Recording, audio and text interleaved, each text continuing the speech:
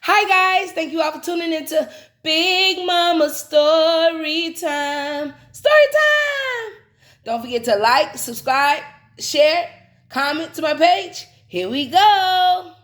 Hi guys, thank you all for tuning into Big Mama Story Time on today. Today I will be reading to you guys the little golden book, Disney's Beauty and the Beast, The Enchanted Christmas. All right guys, let's get into this. Since Christmas is coming up, let's read a book about it. It was Christmas time, and the princess castle looked like a fairyland with garlands, evergreens, and the biggest Christmas tree young Chip had ever seen. It's good to see the boy having a proper Christmas, Lumiere said as he watched Chip play among the gifts. Certainly not like last year. Yes, agreed Cogsworth. This is much more agreeable. Please tell the story, Mama, about last Christmas, Chip pleaded. So Mrs. Potts settled into a chair and began. Well, let's see. Belle had been the master's guest for a little while, and we all hoped that she would be the one to break the spell. There was no time to waste, so somehow we got them to ice skate together the day before Christmas.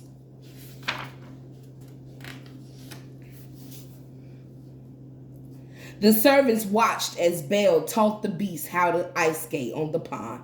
Everyone was happy. Everyone. That is, except Forte, the pipe organ. For if Belle and the beast fell in love, the spell cast over the whole castle would be broken, and everyone would become human again. Then the beast would no longer need the gloomy music Fort liked to play.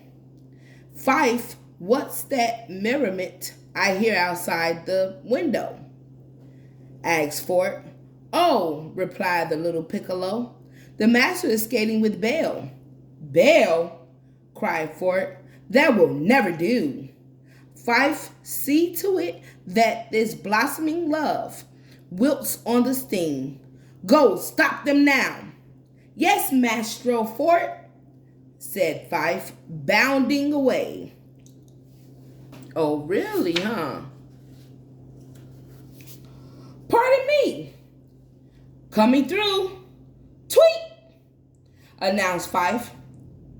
Pushing his way through the crowd, he slid into the ice, then grabbed the beast's cape and caused him and Belle to fall into a snowbank. Look, I made a Christmas angel, Belle cried. The beast stood and stared at his own hideous shape in the snow. This is no angel. It's the shadow of a monster, he roared. Then he stormed away. I hate Christmas. Fife was pleased. Oh, Fort will be so proud of me, he said to himself. Belle decided that the beast needed some Christmas cheer, even though Cogsworth warned her that the master had forbidden Christmas. He doesn't wish to be reminded of the Christmas when the castle was put under the curse, he explained. But Lumiere and Miss Potts agreed with Belle, so up to the dusty attic they went. There, among the crates and broken furniture, stood a pretty Christmas angel. Ah, Lumiere, the angel cried happily. This is Angelique, the castle decorator, Lumiere proudly announced. Cherie, we're planning the greatest celebration ever, and we need your help.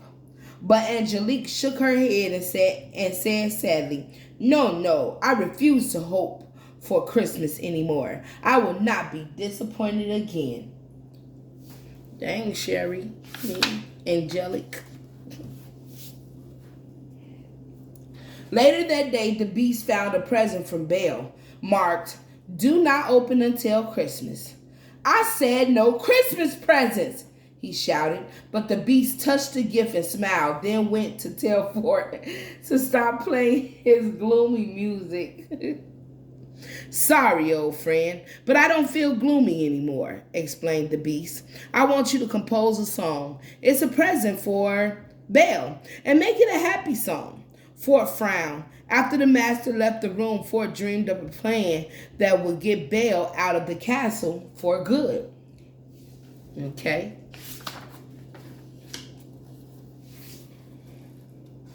These trees don't look very Christmassy, Belle told Chip as they rode through the eerie black forest. Fort had told her that the tree was the beast's favorite part of Christmas and that the black forest was the perfect place to get one.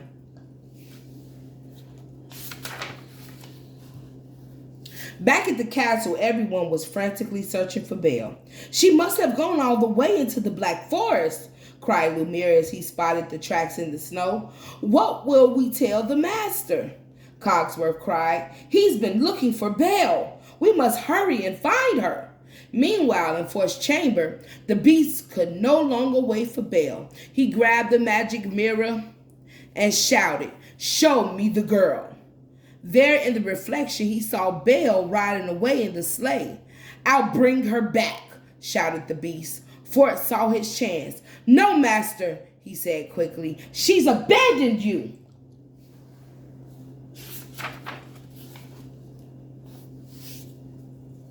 The dark forest was dark as Fifi secretly followed Belle and Chip. As Belle and Chip began to tow their tree home, Fifi tried to unhitch Philip, the horse, from the sleigh and accidentally revealed himself. "Whoa!" Fifi cried. Fifi's high-pitched tooting sound startled Philippe. He bolted and broke loose from the sleigh, causing Chip to fall into the icy water.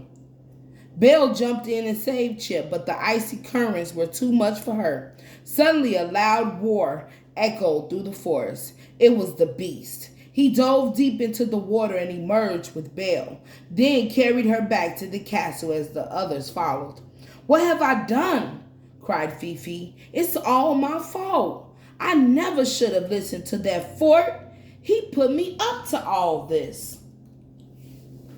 Fifi, you should never listen. The beast took Belle to the dungeon. "You said you'd never leave," he growled. "I wasn't trying to leave. I just wanted to make you happy," sobbed Belle. "You broke your word," shouted the beast, "and for that you'll stay here forever."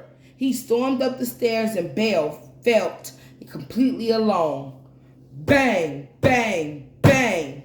Somewhere in the silent castle, a clock struck midnight.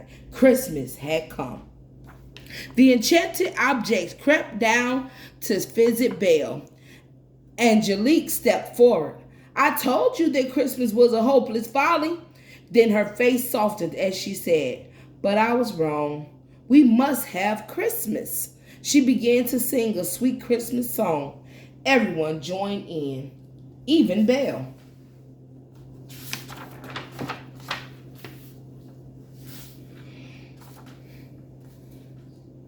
Upstairs in Fort's chamber, the beast finally opened Belle's gift.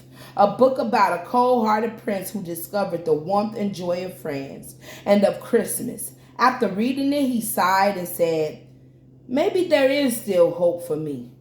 As the beast left the room, Fort cried desperately, "Master, come back! Belle is not your friend.